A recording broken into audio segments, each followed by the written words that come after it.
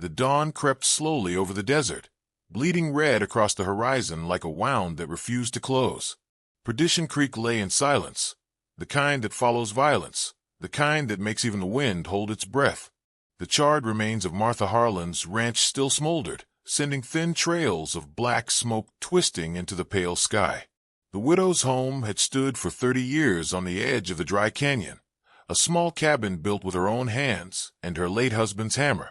Now it was nothing but ash and ghostly beams, the scent of burned cedar and death drifting through the morning air.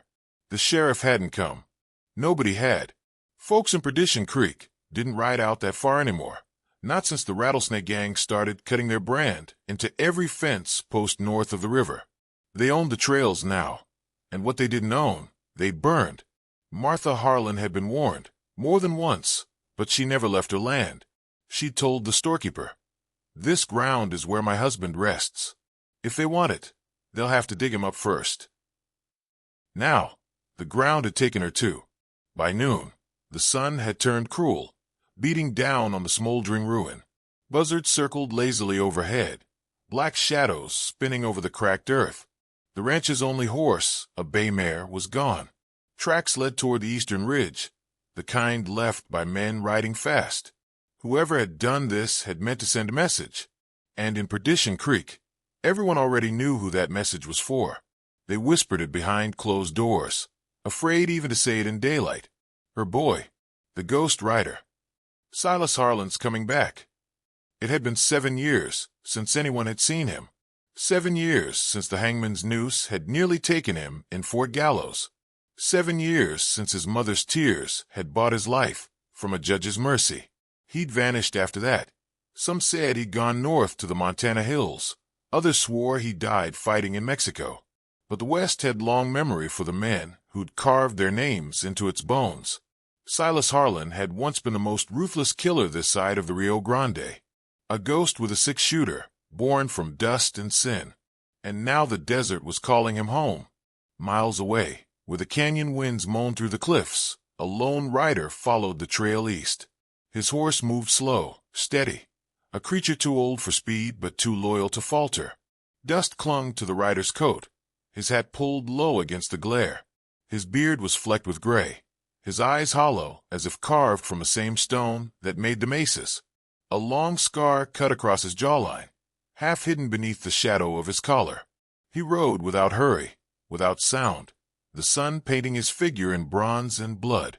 The revolver at his hip was rusted from years of disuse, but it hung easy at his side, like an old habit he hadn't quite forgotten.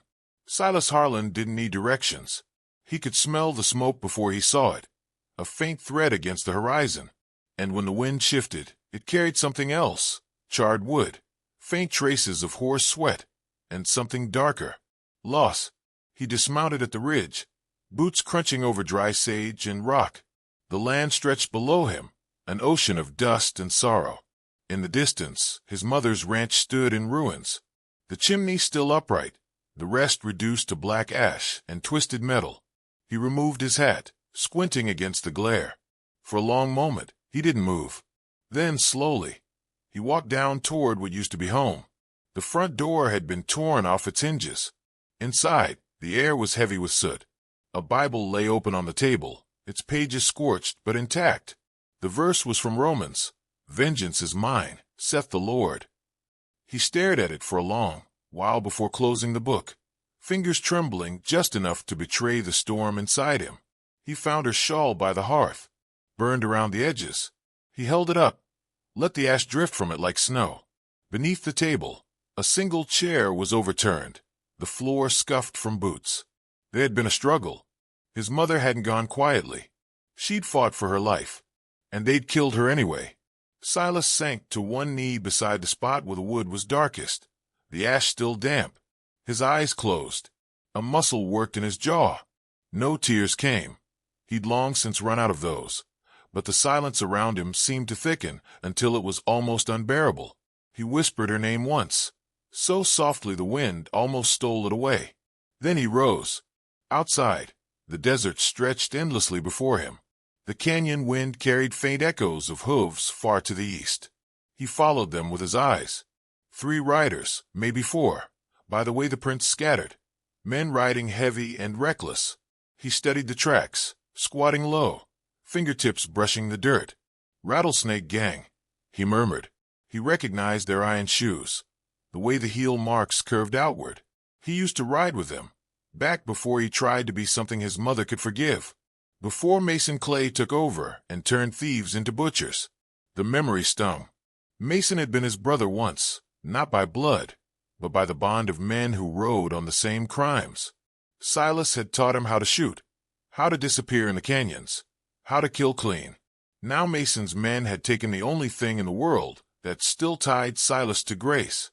He stood there as the wind lifted the brim of his hat, pushing strands of gray hair back from his forehead. The sun glinted off the worn metal of his revolver. He drew it slowly, tested the cylinder. The chambers stuck a little. He smiled, a small, joyless curve of his mouth. "Still works," he muttered. A sound broke the silence behind him, hooves, slow and cautious. The rider was Sheriff Tom Calder, old and cautious as ever, with a badge dulled by dust and fear. He reined it a few yards away, hat in hand. "Silas," he said quietly, as though speaking to a ghost. "Didn't figure you'd come back." Silas didn't look up. "You knew she was here alone." The sheriff swallowed hard. "She wouldn't leave. You know that better than anyone. I also know men like Clay don't stop with one warning." Silas turned, his eyes cold as glass. "You could have sent someone." "I ain't got men to send," Calder said. "You left this place to rot, and now it's crawling with devils. I tried to keep her safe. God help me, I did." Silas's gaze drifted back to the burned house. "God wasn't the one who rode up that hill last night." Calder hesitated. "You planning on going after them?" Silas holstered his gun, tightened the reins on his horse. "I'm planning on burying my mother." Then quieter, like the voice of an old wound reopening. "After that, I reckon I'll do what I was born for." The sheriff sighed, his shoulders sagging. "Ain't no coming back from that road, Silas." There wasn't the first time either. He led his horse to the oak tree behind the ruins, where a small patch of unburned ground still held the scent of grass. He worked in silence, hand steady, face unreadable. When the grave was done, he laid her shawl across it and placed the closed Bible on top. The wind turned the pages once, as if giving its blessing, then stilled. He stood there until the sun began to set. When he finally mounted up, the desert swallowed the last of the light. Perdition Creek was miles away, the horizon burning red.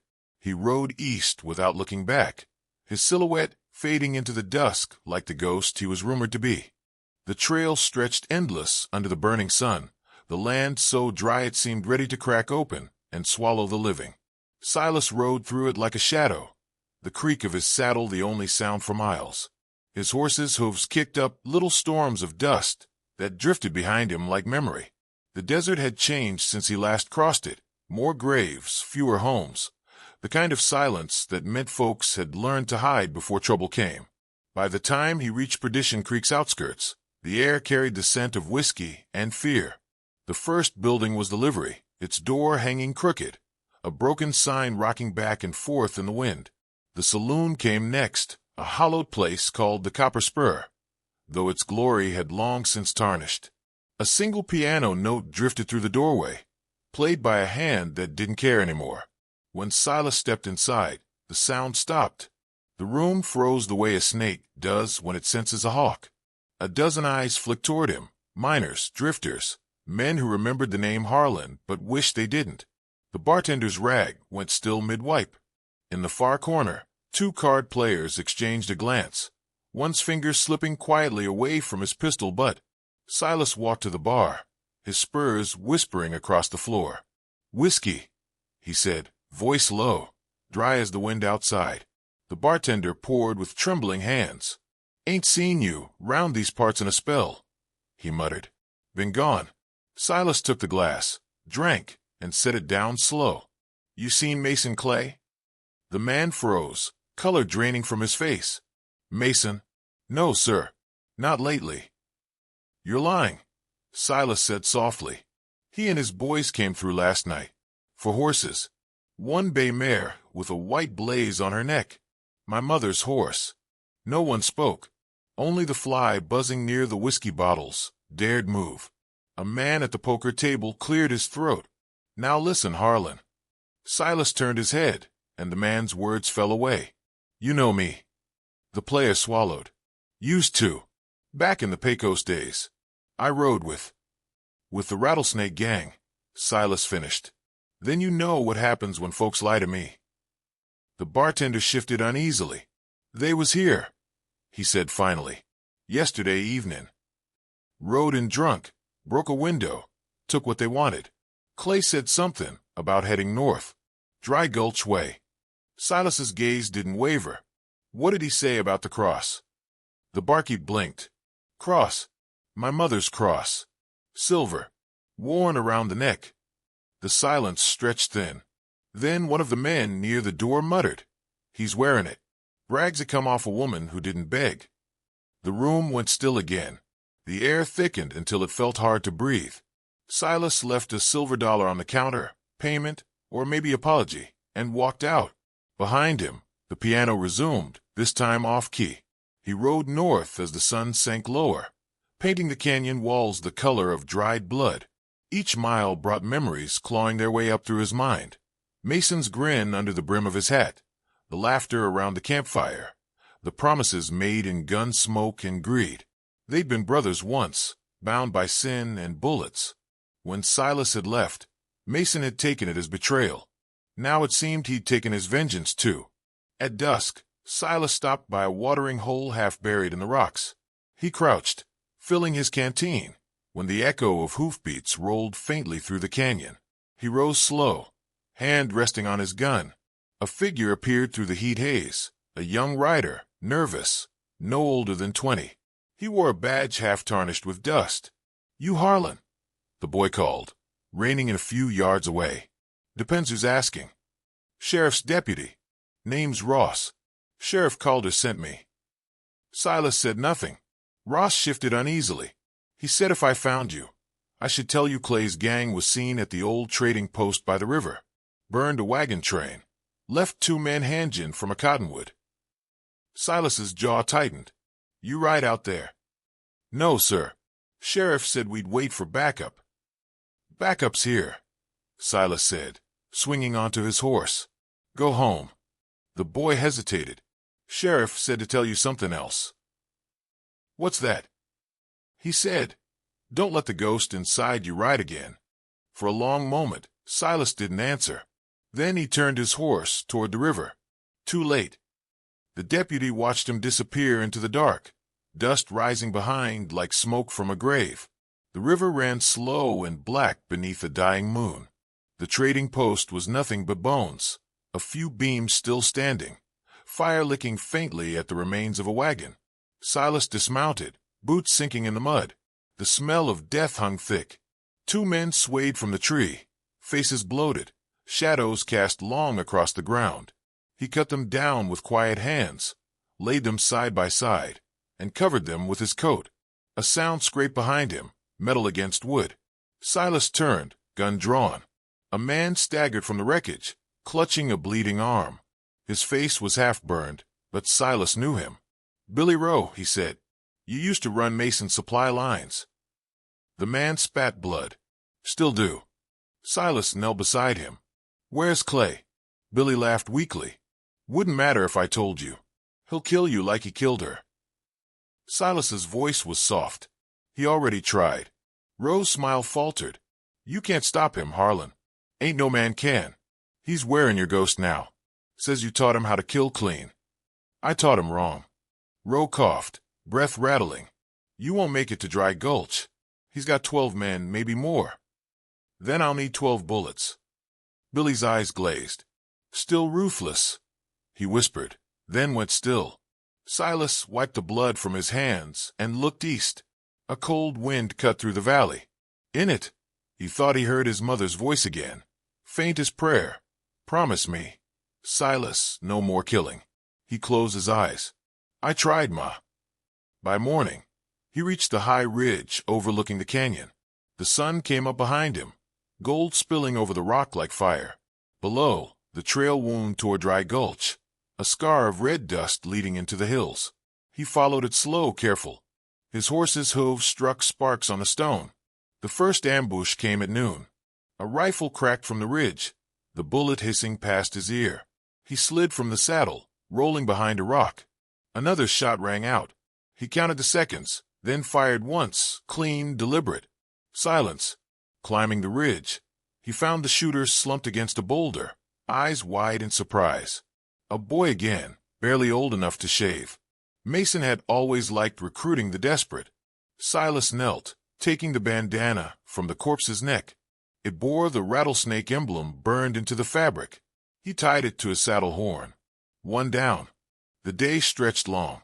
He passed through abandoned homesteads, the remnants of lives carved out and forgotten. Each place carried ghosts, the kind that didn't rest easy. A child's shoe in the dust, a rocking chair still swaying in the wind. By late afternoon, the heat broke. Clouds rolled in, thunder muttering in the distance. He stopped by a shallow stream cutting through the canyon floor.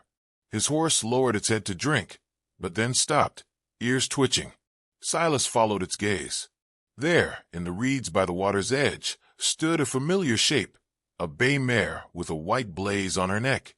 His mother's horse. Her mane tangled, her side streaked with dried sweat and something darker. The saddle was still on her back, the leather torn, the right stirrup soaked in blood. Silas moved slow, whispering softly. The mare didn't shy away, only watched him with wide, trembling eyes. He reached out, resting a hand on her neck. "Easy, girl."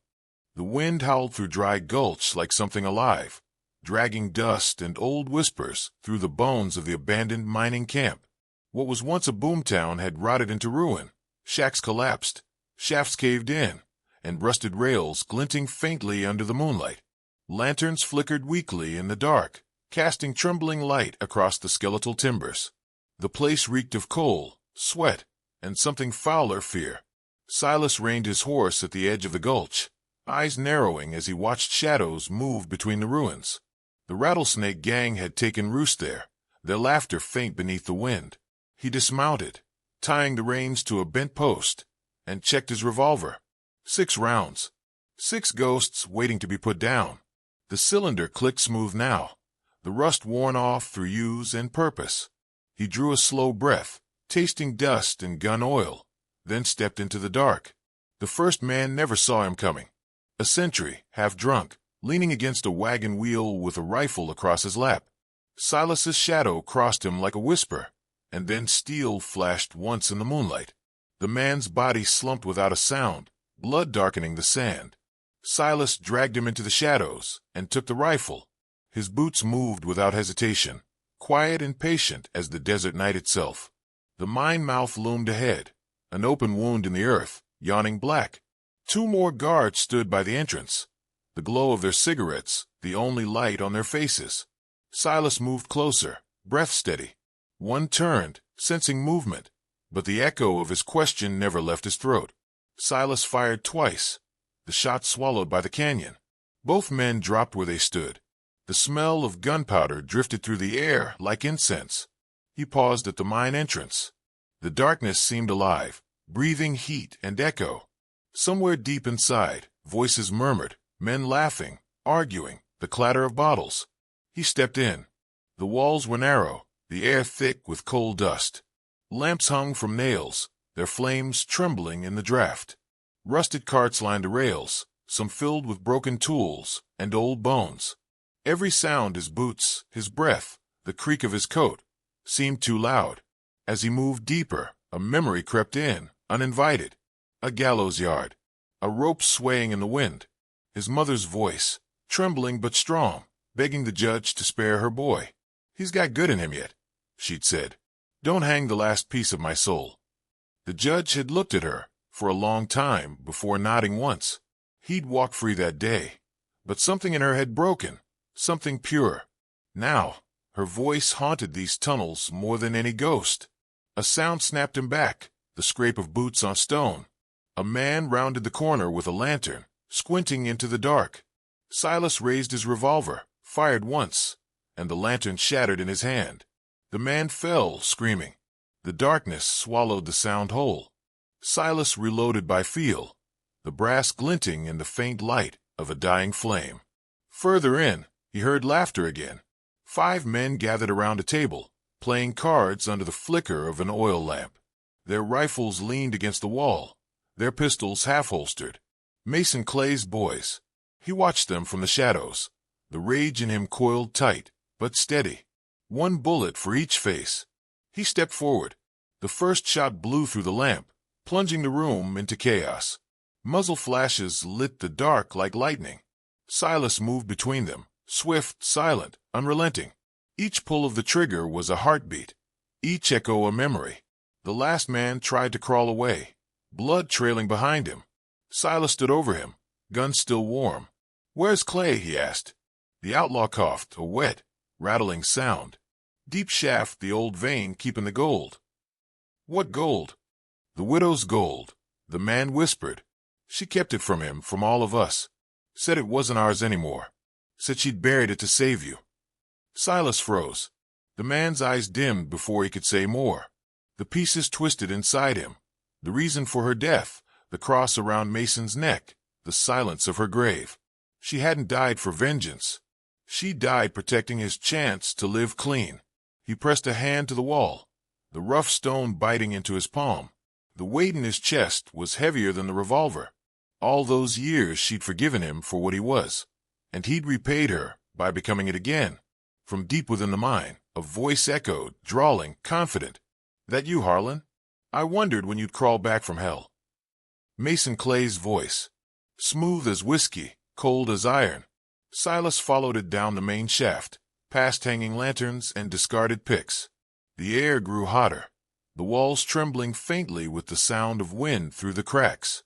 He came into a cavern lit by 6 lamps, and a roaring fire built in an old ore cart. Around it stood crates of dynamite and gold dust spilling from torn sacks.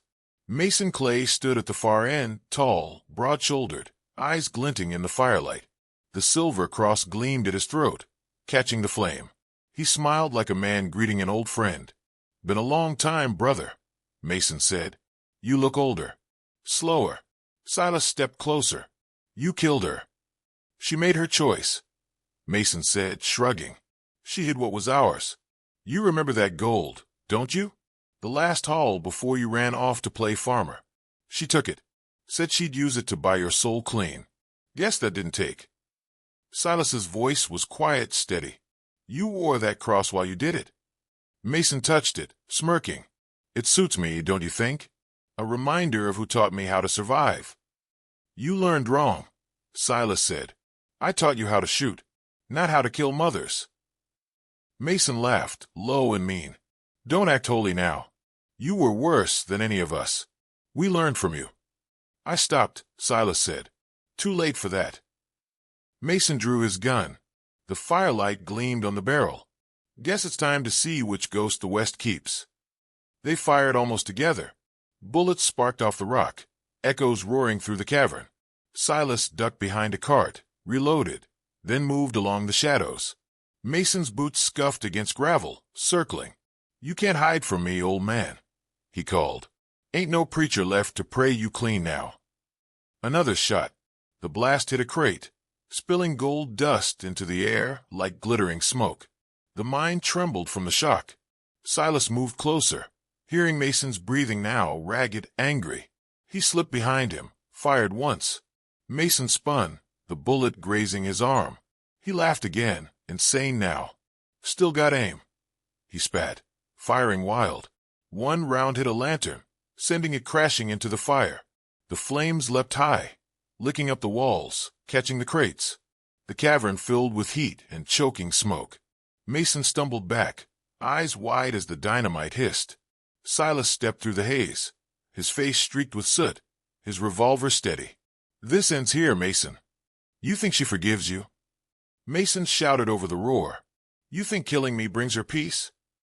"I don't know," Silas said, "but maybe it brings her rest." He fired. The bullet struck Mason square in the chest. The outlaw staggered, eyes wide, the silver cross swinging free. He fell to his knees, breath rattling, blood blooming dark on his shirt. She begged for you," he gasped. Beg me not to tell you. The dawn came slow over Dry Gulch, bleeding through the smoke that still rose from the mine. Ash drifted through the air like snow, settling on the rocks and the sagebrush. The land was quiet now, no gunfire, no shouts, only the wind moving through the canyon where fire had taken its final breath. Silas Harland stood beside his horse, the world around him painted in ruin and gold. His shirt was torn, one arm bound with a strip of cloth dark with blood. His face looked older in the morning light, but his eyes, those hard gray eyes, had softened somehow, as if something inside him had finally stopped fighting. The cross hung from his hand, slick with soot and blood. It caught the sunlight weakly, a dull glint like the last shimmer of a dying star. He turned it over once, twice, then closed his fist around it. Behind him, the mine groaned as part of it caved in, a fitting grave for Mason Clay and the ghosts that had crawled out of the earth to die there with him. His horse shifted, nickering softly. Silas laid a hand on its neck. "We're done here, girl," he murmured. The animal leaned into his touch as if it understood. With a slow motion that felt like it belonged to an old ritual, Silas mounted and turned toward the open desert. The first rays of sun lit the horizon, long shadows stretching behind him. One man, one horse, one fading legend. He rode without haste. The land stretched endless and raw, each mile a memory. The fire's glow dimmed behind him until it was just a faint red smear against the dawn. His wounds ached, his hands shook, but he didn't stop.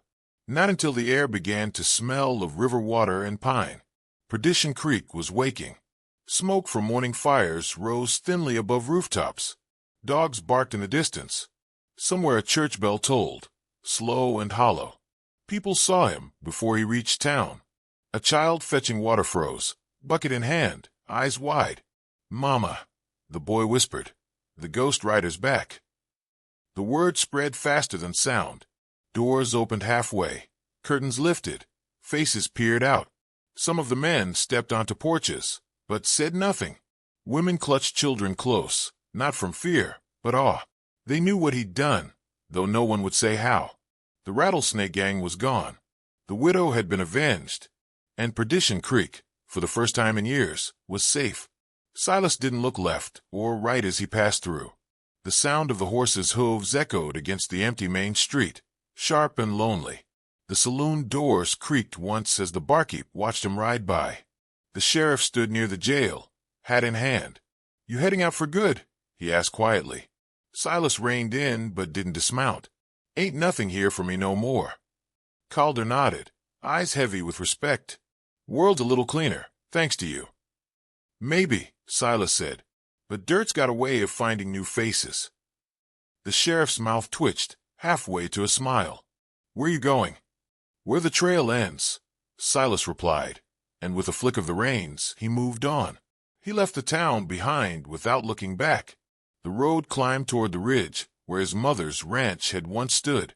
The air grew colder up there, the ground still scarred with ash and old hoof prints. He dismounted at the oak tree, the same place where he'd laid her to rest. The grave was simple, no headstone, just a small mound of earth and a Bible half buried under the dust. He knelt beside it, removing his hat. For a long time, he didn't speak. Only the wind did, whispering through the canyons like her voice, soft and forgiving. He opened his hand. The cross lay there, heavy and tarnished, its edges blackened. He brushed it clean with his thumb, then pressed it into the soil above her grave. "You were right, Ma," he said quietly. "Ain't no gold worth a soul." He sat there as the sun climbed higher, eyes fixed on the horizon. The wind carried the faint scent of rain, rare mercy in that desert. Somewhere behind him, a meadowlark began to sing. He listened until the ache in his chest turned into something lighter, something like peace. When he finally rose, his shadow fell long across the grave, thin and fading. He tipped his hat once, then turned away. He rode west, toward the mountains where the sky seemed close enough to touch. His wounds throbbed with every motion, but he didn't slow. The day stretched long, the sun blazing overhead. Hours passed. At some point, he saw dust rising on the far horizon. Riders maybe, or travelers, or nothing at all. He didn't care. He kept moving. By evening, The desert was a sea of gold again, the sun dipping low, painting the rocks and brush in firelight. He stopped by a ridge to rest. Below, he could see a wagon caravan crawling through the valley, a family moving west, children running beside oxen, laughter faint in the wind. He watched them for a while, eyes distant. Then he noticed shapes moving in the canyon beyond. 3 men on horseback, circling like wolves. Bandits. He sighed, tightening his grip on the reins. Not today, he muttered. When the wagon reached the bend, the outlaws closed in, but the quiet of the evening shattered with the crack of a rifle from above. One man fell, then another. The third turned his horse, panic in his face, but the second shot found him before he cleared the bend. From below, the family saw only a figure on a ridge, a man in a torn duster, rifle gleaming in the sun. He raised a hand in silent salute, then disappeared over the hill. The father called out, but the wind carried no reply. Stories began to travel with the dust. A man in gray had saved a wagon train near Perdition Pass. A lone rider had stopped a raid on a stagecoach near Red Mesa.